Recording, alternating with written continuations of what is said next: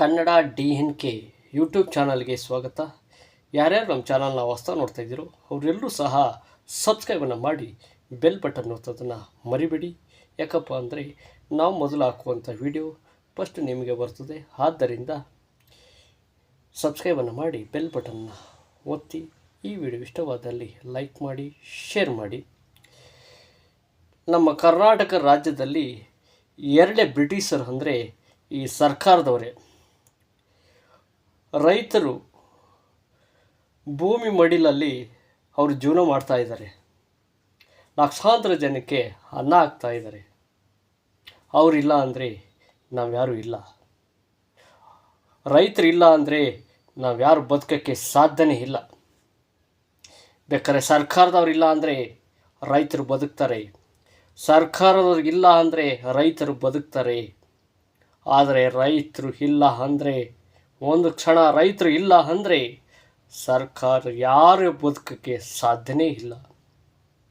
ಆದ್ದರಿಂದ ಈ ಎರಡೇ ಬ್ರಿಟಿಷರಿಗೆ ಮನವಿಯನ್ನು ಮಾಡ್ತಿದ್ದೀನಿ.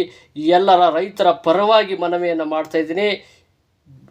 ಬಿಡದಿ ಸಿಟಿ ಅಥವಾ ಟೌನ್ಶಿಪ್ ಮಾಡೋದನ್ನು ಬಿಡಿ.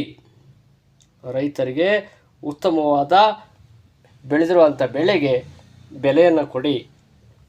ಮತ್ತು ಅವರಿಗೆ ಸೋಲಾರ್ ಪಂಪ್ಗಳನ್ನು ಅಳವಡಿಸ್ಕೊಡಿ. ಉಚಿತವಾಗಿ ಬೋರ್ವೆಲನ್ನು ಕೊರೆಸ್ಕೊಡಿ. ಎರಡನೇ ಬ್ರಿಟಿಷರಿಗೆ ಮನವಿ ಮಾಡ್ತಾಯಿದ್ವಿ. ಮತ್ತೊಮ್ಮೆ ಹೇಳ್ತಾ ಇದ್ದೀನಿ, ರೈತರು ಇಲ್ಲ ಅಂದರೆ ನಾವು ಬದುಕೋಕ್ಕೆ ಸಾಧ್ಯನೇ ಇಲ್ಲ. ಅದೇ ಸರ್ಕಾರ ಇಲ್ಲ ಅಂದರೂ ರೈತರು ಬದುಕ್ತಾರೆ. ಸರ್ಕಾರ ಸತ್ತು ಹೋದರೂ ರೈತರು ಬದುಕ್ತಾರೆ. ಆದರೆ ರೈತರು ಇಲ್ಲ ಅಂದರೆ ನಾವು ಯಾರು ಬದುಕೋಕ್ಕೂ ಸಾಧ್ಯನೇ ಇಲ್ಲ. ರೈತರು ಇಲ್ಲ ಅಂದರೆ ನಾವು ಯಾರು ಬದುಕೋಕ್ಕೂ ಸಾಧ್ಯನೇ ಇಲ್ಲ. ಆದ್ದರಿಂದ ದಯಮಾಡಿ ಕರ್ನಾಟಕ ರಾಜ್ಯದ ಸರ್ಕಾರಕ್ಕೆ ಮತ್ತೊಮ್ಮೆ ಮನವಿಯನ್ನು ಮಾಡ್ತಾಯಿದ್ದೀವಿ. ದಯಮಾಡಿ ಬಿಡದಿ ಟೌನ್ಶಿಪ್ ಮಾಡೋದನ್ನು ಬಿಡಿ. ಇನ್ನು ಮುಂದಕ್ಕೆ ಯಾವುದೇ ಕಾರಣಕ್ಕೂ ಯಾವ ರೈತರ ಹತ್ರನೂ ಸಹ ನೀವು ಜಮೀನನ್ನು ಖರೀದಿ ಮಾಡಬಾರ್ದು. ಯಾವ ರೈತರನ್ನು ಸಹ ಜಮೀನನ್ನು ಖರೀದಿ ಮಾಡಬಾರ್ದು. ನೀವು ಮಾಡಲೇಬೇಕು ಅಂದರೆ ನಿಮ್ಮ ಅಪಾರ್ಟ್ಮೆಂಟ್ಗಳಿದೆಯಲ್ಲ, ನಿಮ್ಮ ಬಿಲ್ಡಿಂಗ್ಗಳಿದೆಯಲ್ಲ, ಅಲ್ಲಿ ಮಾಡಿ, ಅಲ್ಲೇನೋ ಮಾಡ್ಕೊಳ್ಳಿ.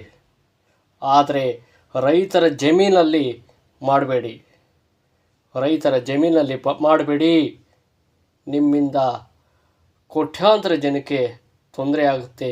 ಮುಂದಿನ ಪೀಳಿಗೆ ಈ ಜಮೀನು ಅನ್ನೋದು ಇರೋಲ್ಲ, ಭೂತಾಯಿ ಮಡಿಲು ಅನ್ನೋದು ಸಹ ಇರಲ್ಲ. ದಯಮಾಡಿ ಇದನ್ನು ಇಷ್ಟಕ್ಕೆ ಕೈ ಬಿಡಬೇಕೆಂದು ಕರ್ನಾಟಕ ರಾಜ್ಯದ ಸರ್ಕಾರಕ್ಕೆ ಎಲ್ಲರ ರೈತರ ಪರವಾಗಿ ಮನವಿಯಿಂದ ಮಾಡ್ತಾಯಿದ್ದೀವಿ. ಧನ್ಯವಾದ.